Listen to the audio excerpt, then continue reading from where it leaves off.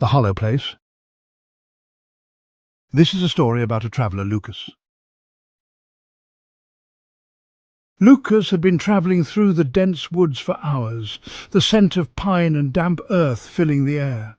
His shoes crunched against the leaves as the sun began to dip below the horizon, casting the world in a blood-red glow. He had been hiking for days, seeking solitude and a break from the noise of modern life. But now, as the trail became increasingly narrow and the trees closed in, he began to regret his decision to venture so deep into the forest. Just when he thought he would have to camp out in the open, he saw it. Through the twisted branches, a faint light flickered in the distance. A cabin. He couldn't believe his luck. A place to rest, perhaps find shelter for the night. His muscles ached, and his stomach growled as he pushed through the underbrush and made his way toward it. The cabin was old, its wooden walls darkened by years of neglect, yet it stood firm, as if defying the wilderness that surrounded it. The light came from a single window.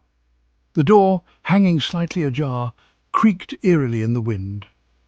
As Lucas stepped onto the creaky porch, he hesitated. Something about the place felt wrong, but the cold night air and the solitude were too much to ignore. He knocked softly, the sound unsettling in the silence of the woods. There was no answer at first. Then, just as he was about to leave, the door creaked open fully, revealing a dimly lit room. A woman stood in the doorway, her expression blank. "Can I help you?" "I was just passing through. It's getting late and I need a place to stay for the night." The woman studied him for a long moment, her pale eyes flicking over him as if weighing his worth. Finally, she stepped aside. "Come in, we have plenty of room." Relieved, Lucas entered the cabin, but the warmth of the fire inside did little to calm his growing discomfort. The interior was strange, too clean, almost sterile for a place so isolated.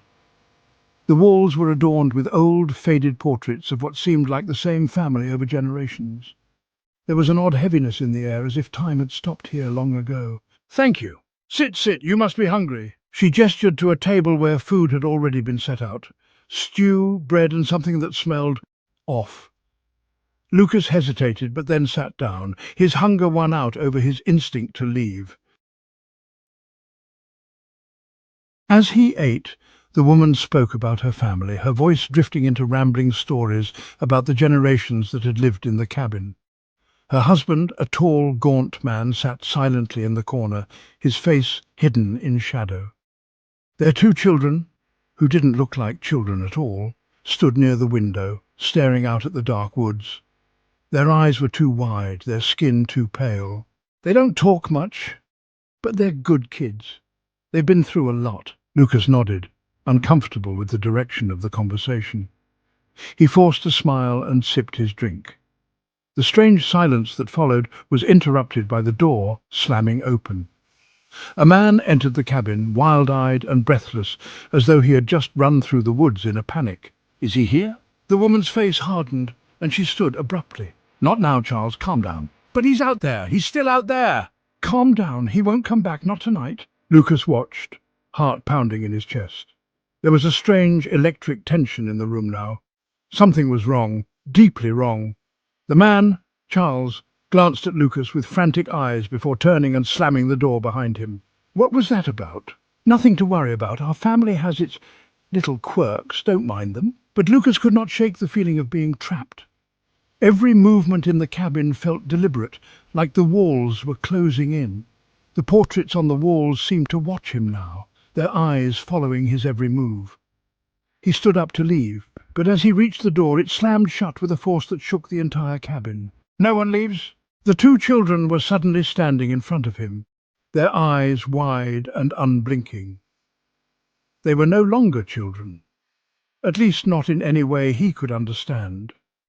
Their skin was ashen, and their lips were stretched into grotesque, unnatural smiles. "We don't let people leave." "What are you talking about?" The woman stepped forward, her smile growing colder. "You were never meant to leave.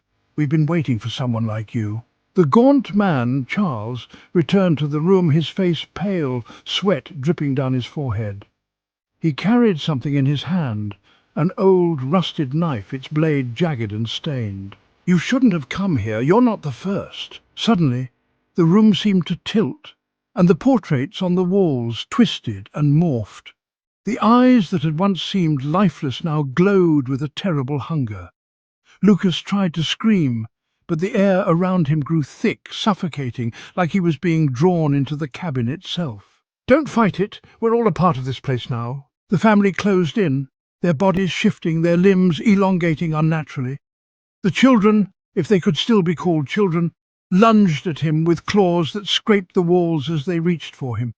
With a final scream, Lucas was pulled into the darkness of the cabin, his form becoming just another face in the ever-growing collection of portraits. Outside, the woods remained silent, the night air still and cold, as if nothing had ever happened at all. And the family? They waited patiently, watching for the next traveller to wander too close. They were always hungry. Subscribe to Terror Tales, like, share and hit the notification button for more new horror stories. Thank you for watching.